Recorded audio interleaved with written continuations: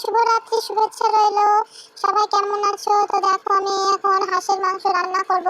তাই কড়াই তেল গরম করে নিয়ে এখন আলুটা আস্তে আস্তে ভেজে নেব। আলুটা এখন আমি নাড়াচাড়া করে ভেজে নিচ্ছি।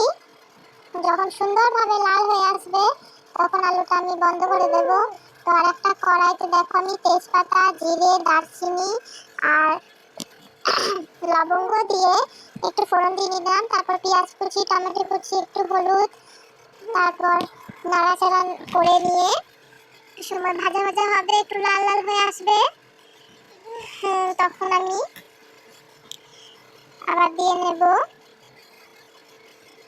তারপরে আমি একটু আলুটা দেখে নিই আগে আলুটা হয়েছে নাকি। তো এখনো হয়নি। তো এখন দেখো এটাও হালকা হয়ে এসে প্রায়।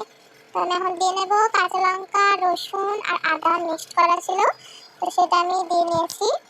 সেটা দিয়ে আমি এখন এর মধ্যে দিয়ে নেব হলুদ, তারপর জিরের গুঁড়ি, এইসব দিয়ে ভালো করে নাড়াচাড়া করে নেব। এখন আমি এটা নুন দিয়ে দিলাম। তো এখন আমি এটা কষিয়ে নেব ভালো করে।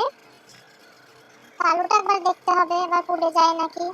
তো আমি এখন কষাচ্ছি মাংসটা, মানে মাংস না সরি আমি এখন পেঁয়াজটা ভালো করে মশলা কষিয়ে নিলাম। এখন মাংস দিয়ে দিয়েছি।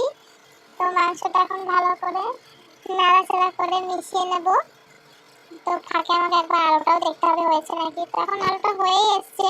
তো দেখো এটা ভালো করে মেশানো হয়ে গেছে আর এদিকে আমার আলুটাও হয়ে এসছে। তো এখন এগুলো তো আমি প্রেসার কুকারে দিয়ে দেবো, যেহেতু হাঁসের মাংস একটু প্রেসার কুকারে না দিলে ভালো লাগে না, সেদ্ধ হয় না।